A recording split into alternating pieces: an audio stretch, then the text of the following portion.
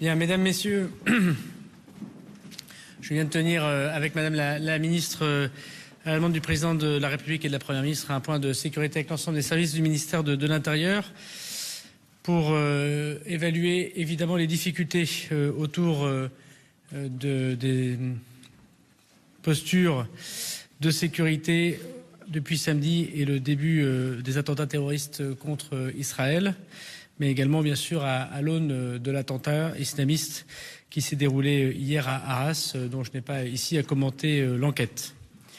Depuis samedi, je voudrais informer les Français que 65 interpellations ont eu lieu en lien direct avec des actes antisémites. 23 de ces 65 interpellés étaient des étrangers. La consigne que j'ai donnée à l'ensemble des préfets de la République, c'est de dégradation et le retrait du titre de séjour systématique de l'ensemble de ces étrangers. Ces consignes sont appliquées. 10 de ces étrangers sont en centre de rétention administratif en attendant une expulsion ou détenus en prison pour 2 d'entre eux. Les 13 autres arrêtés, quelques heures, sont dans la procédure de retrait de titre de séjour. Je voudrais signaler que dans les 13 autres, il y a 4 mineurs dont le statut évidemment relève de l'autorité judiciaire. 189 actes antisémites sont relevés depuis samedi dernier, mais également 2449 signalements à la plateforme Pharos en lien avec l'apologie du terrorisme ou des propos antisémites sur Internet. 198 de ces signalements ont été déjà transmis à la justice et le garde des Sceaux a pris une instruction pour l'ouverture systématique et la poursuite systématique par les services de la police. 2 personnes, par exemple, sont déjà interpellées et mises en garde à vue. Il faut donc savoir, quand en France nous mettons des images ou des propos d'apologie du terrorisme, évidemment, la police signale à la justice et nous interpellons les auteurs. Je remercie les policiers, les gendarmes, les magistrats qui travaillent sur cette matière bien difficile. J'ai pris, comme je l'ai annoncé, la responsabilité d'adresser 11 articles 40 à l'autorité judiciaire, au procureur de la République, sur des associations ou des personnes faisant acte de propos antisémites, d'apologie du terrorisme ou de soutien au mouvement terroriste Hamas, parmi lesquels le collectif Palestine vaincra, le comité Action Palestine, mais aussi le Parti des indigènes de la République. J'ai demandé à l'instant à l'ensemble des services du ministère de l'Intérieur de travailler à la dissolution de plusieurs associations ou collectifs relayant ou parfois finançant de manière officieuse et cachée, dont nous avons mis à jour le travail, le Hamas ou les mouvements autour du Hamas. Je veux évidemment redire que les manifestations pro-Hamas sont interdites partout sur le territoire de la République. Une manifestation sauvage a eu une nouvelle fois lieu à Paris. J'en remercie monsieur le préfet de police. Elle n'a pas pu se tenir, bien évidemment. 9 interpellations ont d'ailleurs eu lieu, plus de 300 verbalisations. Et c'est encore le travail que font les policiers au moment où nous parlons qui permettra d'augmenter ce bilan. J'ai ensuite réuni les préfets avec l'ensemble des directeurs de l'administration du ministère de l'Intérieur. Et je leur ai demandé de continuer le travail d'express fermeté contre les étrangers radicalisés, fichés au sein du FSPRT, le fichier de signalement des auteurs supposés de terrorisme ou de gens qui sont en contact avec ceux qui pourraient passer à l'acte. Je rappelle que depuis 2017, le ministère de l'Intérieur a procédé à plus de 800 étrangers radicalisés expulsés du territoire national. Ils vont donc tous, mardi prochain, j'envoie l'instruction dans quelques minutes, réunir les groupements qui permet pour l'ensemble des services de l'État d'évaluer les personnes qui sont sur leur territoire, de les classer comme étant dangereux et évidemment de pouvoir procéder à leur expulsion. La ligne de fermeté est donc extrêmement claire. Identification partout sur le territoire national de ceux qui sont dangereux, retrait systématique du titre de séjour pour ceux qui sont étrangers, expulsion systématique de tout étranger qui sont en effet considérés comme dangereux par les services de renseignement. Je suis à votre disposition, Madame la Ministre, pour répondre à vos questions.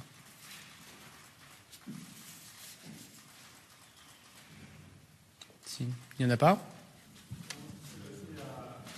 Attends, on va vous passer le micro. Concernant ce qui s'est passé à Arras, est-ce que le lien est établi avec la situation au Proche-Orient ? Ce n'est pas à moi de commenter l'enquête judiciaire qui est confiée aujourd'hui à l'ASDAT par le parquet national antiterroriste. Donc je laisserai les enquêteurs et le procureur national l'évoquer. Il est certain en revanche qu'une atmosphère, comme diraient les chercheurs, une atmosphère de djihadisme, de passage à l'acte est évident depuis samedi dernier. Je me suis moi-même exprimé plusieurs fois avant l'attentat d'Arras. Une certaine réjouissance a lieu parmi les cibles que nous suivons de l'islam radical. Et nous pensons, comme d'autres services de renseignement occidentaux, que ces images, cette apologie du terrorisme, ces volontés très claires de pouvoir avoir des actes antisémites sous prétexte d'antisionisme permettent un passage à l'acte plus facile, avec notamment des revendications qui toucheraient en effet la question, je mets des guillemets, de la Palestine ou l'action du Hamas, qui se rajoute à d'autres sujets. Il est trop tôt pour savoir exactement quelle était la part dans le passage à l'acte, dans ce qui s'est passé sans doute à Arras, mais je laisserai le procureur national antiterroriste ou les enquêteurs communiquer sur le point précis, puisque tout est désormais judiciarisé. On annonce une attaque d'Israël cette nuit ou demain. Vous envisagez un dispositif de sécurité plus important par rapport à ça ? Alors vous aurez constaté qu'hier, la réunion de sécurité autour du président de la République a réévalué la menace terroriste, qui était déjà très élevée dans notre pays, passant ainsi de vigilance attentat, ce qui permet notamment de pouvoir dire à chacune et à chacun de faire attention, bien sûr, de contacter les services de police ou de gendarmerie, d'augmenter le nombre de militaires de sentinelles qui viennent aider les forces de police et de gendarmerie déjà extrêmement mobilisées, et avec le préfet de police notamment sur les matchs de la Coupe du Monde de rugby qui ont lieu aujourd'hui et demain, d'augmenter encore le nombre de policiers et de gendarmes, puisque ce sera 3500 policiers et gendarmes, par exemple, sur les 2 jours de ces matchs de Coupe du Monde de rugby, mais aussi de particulièrement regarder et de tenir en protection l'intégralité des lieux où la communauté juive a l'occasion de procéder à son culte, de pouvoir amener ses enfants à l'école ou d'aller commercer évidemment dans les lieux les plus fréquentés par la communauté. Ça veut aussi dire que les services de renseignement sont particulièrement en alerte, qu'il s'agisse bien sûr des services extérieurs de notre pays ou de ceux qui sont placés sous mon autorité, des services intérieurs. Donc effectivement, nous regardons avec appréhension l'évolution des drames qui se déroulent au Proche-Orient. D'abord l'agression qu'a subie bien sûr Israël dans des conditions absolument ignobles, et bien sûr demain ce que médiatiquement il en ressortira sur les réseaux sociaux ou à la télévision, et qui peut permettre malheureusement en effet soit des mobilisations, soit des violences. Et comme on l'a vu, ces violences sont déjà une réalité quand il y a plus de 189 actes antisémites qui ont été constatés en moins d'une semaine sur le territoire national. Combien de personnes sont inscrites au fichier des personnes radicalisées ? Et j'ai bien compris, vous demandez au préfet de passer au crible toutes les personnes de nationalité étrangère qui sont dans ce fichier. Il y a aujourd'hui à peu près 5100 personnes qui sont fichées S pour le compte de l'islamisme radical, le fichier FSPRT. Dans ce fichier FSPRT, il y a des étrangers qui sont irréguliers. Ces étrangers irréguliers sont systématiquement aujourd'hui expulsés du territoire national. Ça fait partie des 800 personnes que j'évoquais depuis 2017 et plus de 400 depuis que je suis ministre de l'Intérieur. Il y a des étrangers qui sont réguliers, c'est-à-dire qui ont un titre de séjour sur le territoire national ou qui ont une protection asilaire. J'ai demandé de retirer systématiquement les titres de séjour des personnes qui sont dans ce fichier FSPRT et qui appellent à une menace évidemment pour notre pays. Beaucoup ont déjà sont en procédure auprès des tribunaux. Sans doute faut-il une nouvelle fois repasser l'intégralité des personnes, quel que soit leur statut, protection asilaire, titre de séjour, ou quel que soit évidemment leur âge, puisque nous constatons aussi le rajeunissement extrêmement important des personnes qui sont radicalisées et qui parfois correspondent à d'autres protections, notamment des protections judiciaires, vous le savez. Et puis il y a d'autres personnes qui sont françaises, qui est la majorité des personnes qui sont évidemment dans ce fichier. Donc quand ce sont des irréguliers, la consigne était déjà faite depuis 2017 et singulièrement depuis 2020 lors d'une de mes instructions, et c'est désormais fait systématiquement de expulsion, et quand on ne peut pas expulser, de mettre les gens en centre de rétention administratif en attendant leur expulsion. Donc évidemment, il faut regarder les choses avec détail, mais je sais que les préfets le font. Et jusqu'à présent, cette politique a apporté un certain nombre de succès, notamment pour déjouer un certain nombre de préparations d'attentats. Ceux qui sont réguliers, d'habitude, nous attendions évidemment des actions assez fortes de la justice pour pouvoir dégrader leur titre de séjour, parce qu'il faut pouvoir le motiver.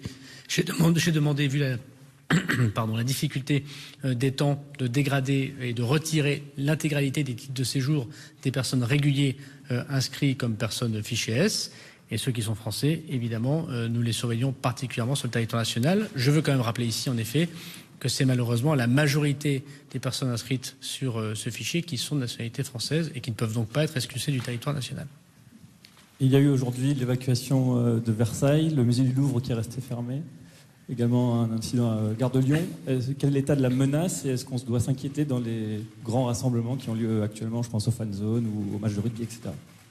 Alors jusqu'à présent, la Coupe du Monde de rugby, la venue du pape à Marseille, l'arrivée du roi Charles et de la reine à Paris puis à Bordeaux n'a eu comme effet aucune problème d'ordre public ou d'attaque terroriste parce que l'hyperprésence des policiers et des gendarmes à un niveau jamais égalé, j'ai eu l'occasion de le dire, le renforcement aussi des moyens de policiers et gendarmes qui viennent d'être affectés au ministère de l'Intérieur et la mobilisation des services de renseignement ont permis de passer un mois de septembre qui, du point de vue des grands moments de notre nation, se sont déroulés, je crois, dans les conditions de parfaite sécurité partout sur le territoire national. C'est ce que nous continuons à faire. Il y a des matchs en ce moment sur Marseille et à Saint-Denis, à Paris. On a un gros week-end. Nous renforçons encore les moyens, évidemment, auprès des préfets. D'ailleurs, dans quelques instants, je demanderai que la ministre et monsieur le préfet de police voir les policiers qui, au Stade de France, permettent de faire la protection de ces grands événements. Nous regardons évidemment particulièrement dans le cadre de la menace terroriste élevée la protection de nos concitoyens. Je veux dire qu'il y a beaucoup d'appels évidemment à des menaces d'attentats, notamment par mail ou par coup de téléphone anonyme. C'est déjà le cas dans beaucoup d'écoles.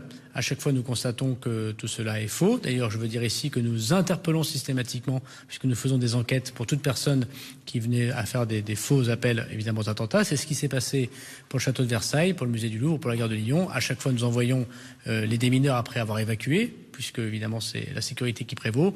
Je peux vous dire que pour les 3 sites que vous évoquez, même s'ils restent fermés après ces évacuations, il n'y avait pas de menaces réelles et qu'il ne s'agissait pas ni de pose de bombes ni de passage à l'acte. Donc je pense que les Français peuvent être rassurés que tous les moyens de prévention et aussi de présence policière sont mis en place dès que nous avons un doute, même si c'est évidemment très désagréable pour ceux qui vont au musée ou prennent leur train Gare de Lyon. Quels sites sont privilégiés pour la sécuriser en priorité? Quels sites et quand arrivent les forces Sentinelles? Alors les forces Sentinelles ont déjà commencé à arriver sur le territoire national. Donc ils ont été déployés par le ministre des Armées à la suite du Conseil de défense hier. Ils viennent aider très utilement les policiers et les gendarmes. Les préfets ont sous leur responsabilité le lieu où ils doivent faire leur travail de ronde ou de présence statique. Je veux rassurer d'abord nos compatriotes de la communauté juive, puisque l'intégralité, notamment des lieux de culte, sont désormais surveillés par la police et par la gendarmerie. Et puis il y a évidemment dans chacune des préfectures à choisir les lieux les plus commerçants, les lieux de transport. Chacun les connaît, les hôpitaux qui sont particulièrement évidemment protégés par l'ensemble des services. Donc ces milliers de militaires supplémentaires ont déjà commencé à arriver depuis ce matin sur l'ensemble des sites demandés par les préfets.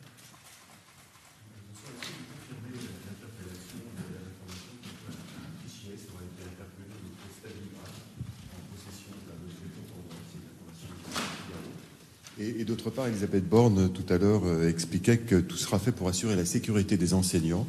Est-ce qu'il y aura des mesures particulières qui vont être déployées à partir de lundi dans l'établissement scolaire?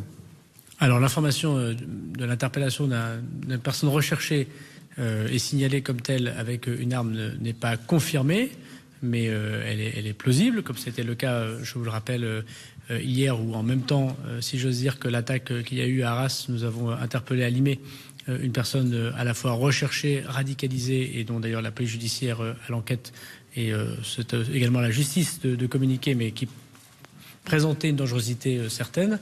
Mais il est évident que les policiers et les gendarmes augmentent leur posture d'interpellation, de patrouille, et donc évidemment, comme je vous l'ai dit, quand j'évoque 65 interpellations en une semaine, évoque un certain nombre de personnes que nous avons dans nos viseurs.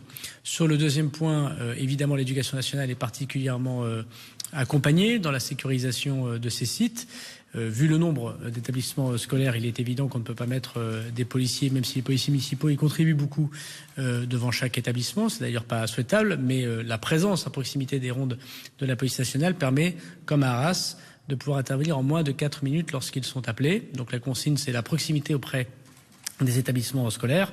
Moi, je veux dire qu'indépendamment du courage du personnel éducatif à Arras, les policiers, dans des conditions de grande dangerosité, sont intervenus sans utiliser leur arme de service pour interpeller le terroriste dans des conditions d'extrême rapidité, de grand professionnalisme. Ça montre que le dispositif mis en place par la police nationale, la gendarmerie nationale, est résilient, efficace et rapide.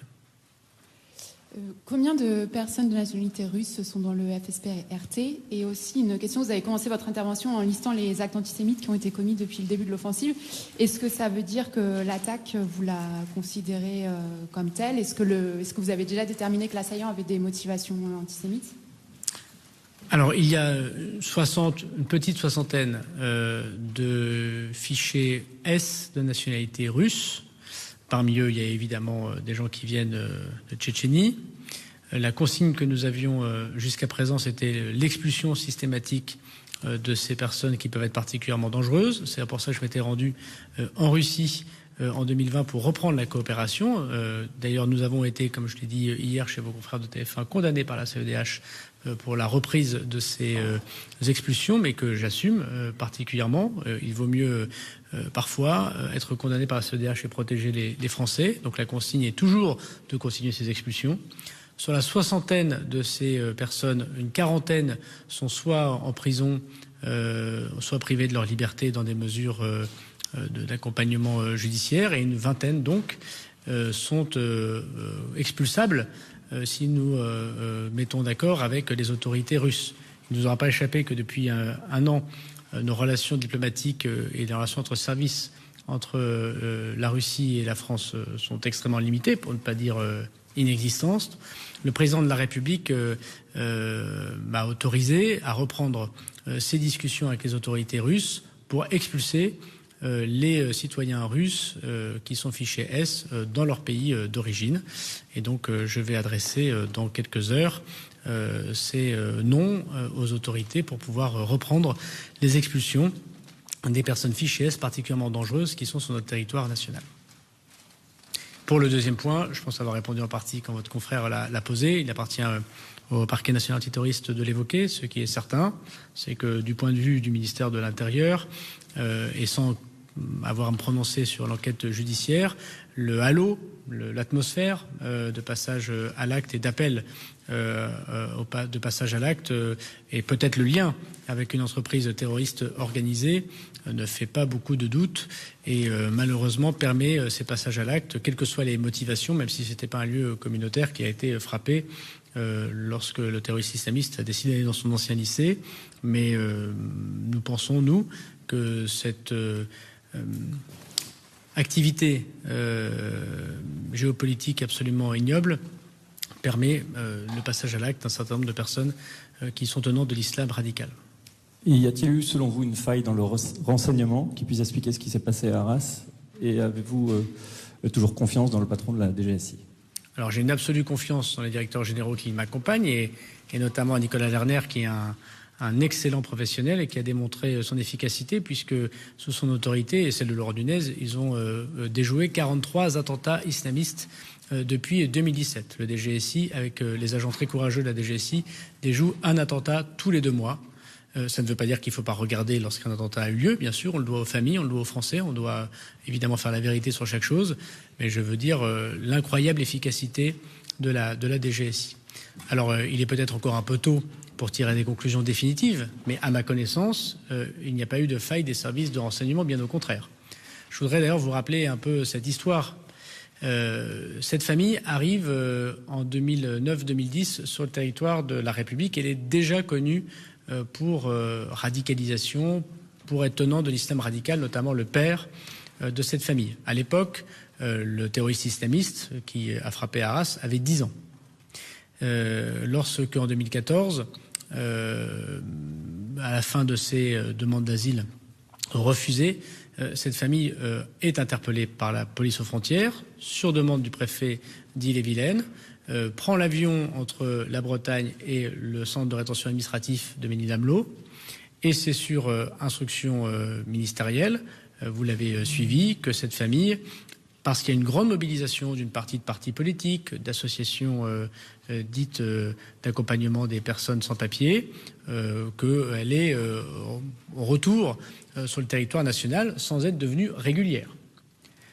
En 2019, alors qu'il a 18 ans, il peut lui-même, l'auteur terroriste islamiste, demander l'asile en France, puisqu'il ne pouvait pas le faire quand il était mineur. La famille le faisait, on lui a refusé. Pour des raisons que j'ai évoquées, il n'a pas été expulsé. Et quand il a eu 18 ans, il a demandé son asile. L'OFPRA l'a refusé. Il a fait un recours, il était dans la CNDA, qui en août 2022, lui a refusé également. Indépendamment du fait qu'il est d'origine, il est de nationalité russe et que c'est difficile sans doute d'expulser des gens vers la Russie du fait du contexte géopolitique que nous évoquons, il n'aurait pas pu, quoi qu'il arrive, être expulsé puisque la loi de la République, et notamment la loi qui a été adoptée au début des années 2000, empêche le ministre de l'Intérieur d'expulser tout citoyen étranger qui a commis un acte grave mais qui est arrivé avant l'âge de 13 ans sur le territoire national, ce qui est le cas de cette terroriste islamiste. J'entends dire que cela n'est pas vrai, puisqu'il est vrai que la loi prévoit que pour les intérêts fondamentaux de la nation, on peut outrepasser ce cas et de pouvoir expulser cette personne. Je veux dire que cette personne n'avait aucun casier judiciaire, qui n'était connu des services de renseignement que depuis la fin du mois de juillet de cette année, et je vous expliquerai dans quelques instants pourquoi. C'est pour ça que je pense qu'il n'y a pas eu de faille à la DGSI et de manière générale au service du ministère de l'Intérieur, et que par ailleurs, la seule chose sur laquelle nous avions une connaissance de cette personne, c'est lorsqu'il s'en est pris manifestement à sa maman. Il a donc connu une garde à vue pour violence intrafamiliale, et la préfecture du Pas-de-Calais a très bien fait son travail, puisqu'elle a demandé, selon mon instruction de 2020, comment expulser cette personne étrangère quand on est mis en cause dans un cadre de violence intrafamiliale. Et le droit a répondu qu'on ne pouvait pas l'expulser parce qu'il faisait partie de ces personnes protégées avant l'âge de 13 ans. Et même accusé, pas condamné, accusé de violence intrafamiliale, on ne pouvait pas l'expulser du territoire national puisqu'il est arrivé avant l'âge de 13 ans sur le territoire national. C'est tout l'objet, parce que nous avions vu cette difficulté dans le droit, du projet de loi immigration que je propose. Je rappelle que ces articles 7, 8 et 9 du projet de loi immigration qui arrivera le 6 novembre prochain au Sénat, et je souhaite que la majorité sénatoriale, puis demain la majorité présidentielle à l'Assemblée nationale, vote ces dispositions, puisqu'il y a 4000 étrangers délinquants que je ne peux pas expulser du territoire national, alors même que je le veux, parce que la loi empêche de les expulser, soit parce qu'ils sont mariés en France, soit parce qu'ils ont eu des enfants en France, soit parce qu'ils sont arrivés avant l'âge de 13 ans sur le territoire de la République, quand bien même ils auraient commis leur acte après 18 ans. Donc il n'y a pas d'erreur administrative. Pour ce qui est des services de renseignement, le père qui est venu sur le territoire national et qui était tenant d'un islam radical a été expulsé sous le mandat du président de la République en 2018. Il n'est plus en France. Le frère, celui qui est actuellement en prison, est allé une première fois en prison sur l'article 40 fait par la DGSI pour apologie du terrorisme. Et ce n'est qu'après qu'il a été condamné plus lourdement, puisqu'on a réussi à mettre à jour, grâce à la DGSI et à ses services, le fait qu'il avait contribué manifestement au projet d'attentat qui aurait touché l'Élysée. Et c'est parce qu'il y a eu des liens entre ce frère et l'auteur qui est passé à l'acte à Arras que fin juillet, la DGSI a décidé de le suivre, de le mettre sous écoute téléphonique, de le géolocaliser. Ces écoutes téléphoniques, en ce qui concerne le ministère de l'Intérieur, ont permis bien sûr de l'entendre, mais de l'entendre sans aucune menace qui, alors que les écoutes sont à jour, auraient pu être révélées. Donc aucun signe n'a été donné par les écoutes faites de cet individu. C'est pour cela que la veille de l'attentat, nous avons procédé à l'interpellation de cette personne pour vérifier qu'il n'avait pas des armes sur lui, mais aussi pour procéder à d'autres techniques de renseignement plus intrusives, c'est-à-dire notamment de pouvoir accéder à son téléphone et aux messageries cryptées de son téléphone. Le doute évidemment, vous le savez, c'est que s'il parle en ligne claire et si la géolocalisation ne donne pas grand-chose, peut-être que sur d'autres applications, vous les connaissez, ou des photos qui sont dans son téléphone, ou des contacts qui nous permettent de faire un certain nombre de relevés, nous permettraient de pouvoir regarder si oui ou non il y avait un projet en cours. Mais la démocratie est un état de droit. Avant de faire chaque fois, nous faisons cela. Nous demandons des autorisations, notamment à la commission indépendante qui valide cela. Et évidemment, tout ça est fait de manière organisée dans le cadre de l'état de droit. Je ne pense pas que la DGSI est ainsi raté. Au contraire, moi je voudrais leur dire qu'ils ont fait ce qu'ils ont pu et qu'il a manqué sans doute, peut-être de la part, l'enquête le dira, quelques heures, mais il n'est même pas certain que cet auteur parlait sur son téléphone avant de passer à l'acte. Je rappelle, il passe à l'acte dans son ancien lycée, donc les motivations évidemment restent encore à définir. Donc à la fois en administratif, s'il y a eu des failles, elles ne se sont pas déroulées pendant le fait que le président de la République était en responsabilité du point de vue du droit des étrangers, du point de vue de la surveillance et de l'action de la DGSI. Je pense que la DGSI a montré sa grande fermeté et son manque total évidemment de naïveté en expulsant le père, en faisant emprisonner le frère et en suivant le fils, l'autre frère, en y mettant évidemment des moyens très importants qu'on ne met pas sur toutes les personnes que nous suivons. Je n'entends pas ce que vous dites, monsieur, pardon. Ce contrôle de la veille avec la DGSI pourrait avoir un lien avec le passage à l'acte le lendemain ? L'enquête le dira. Et juste, du coup, est-ce que c'est à dire qu'aujourd'hui, il y a certains attentats qu'on ne peut pas empêcher et qu'il va y en avoir d'autres ? Est-ce que c'est ce que vous dites aujourd'hui aux Français ? Non, je dis que nous agissons dans l'état de droit et que je demande au Parlement des moyens supplémentaires pour m'adapter à la menace. Le message du président de la République et du mien, c'est la très grande fermeté, qu'aucun argument de débat ne peut s'opposer au fait que nous demandions des moyens législatifs et techniques supplémentaires pour pouvoir lutter contre tous ceux qui passeraient à l'acte, y compris d'ailleurs pour ceux qui passeraient à l'acte intellectuellement. J'ai demandé d'ailleurs au service d'intensifier la lutte, notamment contre l'islam le plus radical. Je rappelle que nous avons fermé plus de 1030 établissements, dont des lieux cultuels depuis 2020. Et il y a sans doute à travailler encore dans la lutte contre notamment les frères musulmans qui portent un passage à l'acte évident dans un certain nombre de cas par une sorte de victoire intellectuelle ou un djihadisme d'atmosphère, pour reprendre le mot de M. Keppel. Et donc je veux dire que la loi immigration notamment que je porte me donnera au service du ministère de l'Intérieur des moyens supplémentaires pour pouvoir justement faire que plus aucun attentat ne se déroule sur le territoire national, dans un contexte de menace extrêmement élevé et qui touche, vous l'avez vu, tous les pays occidentaux. Donc je ne suis pas du tout défaitiste, au contraire, je me bats matin, midi et soir, comme je suis sur tous les agents du ministère de l'Intérieur, pour que les Français soient en parfaite sécurité. Ce que nous demandons, c'est, puisque nous appliquons le droit, des droits supplémentaires, et c'est pour ça que nous allons au Parlement début novembre. Si j'ai bien compris, vous l'avez dit que lors du contrôle par la DGSI de l'auteur, les messages cryptés n'avaient pas pu être décryptés à cause de la loi. Non, c'est pas ce que j'ai dit. J'ai dit que fin juillet, puisque nous savions à ce moment-là qu'il était en contact avec son frère, et nous avions des doutes, le frère qui est en prison, sur le contact et pourquoi il échangeait aussi assidûment et quelle influence avait son père qui est à l'étranger, avec lequel manifestement il continuait à communiquer, et son frère qui était en prison.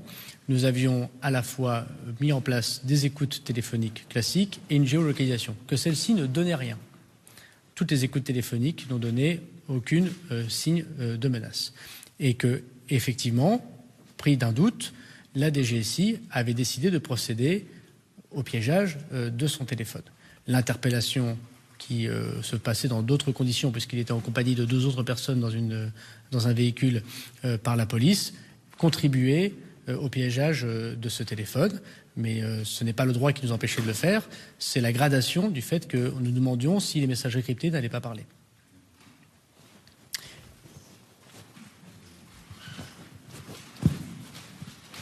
Bonjour. Est-ce que son frère aîné, Morsaf Moghouchkov, qui est incarcéré, a eu une influence idéologique ou religieuse sur l'assaillant du lycée d'Arras ? Alors, c'est pas à moi de l'évoquer puisque l'enquête judiciaire le dira très certainement, mais le contact qu'il avait avec son frère et son père qui étaient expulsés, son frère en prison et son père expulsés, a conduit les services du ministère de l'Intérieur à regarder particulièrement le comportement de ce jeune, puisqu'il a 20 ans, de ce jeune qui n'était pas connu voilà quelques mois des services de renseignement. Il n'est plus en France.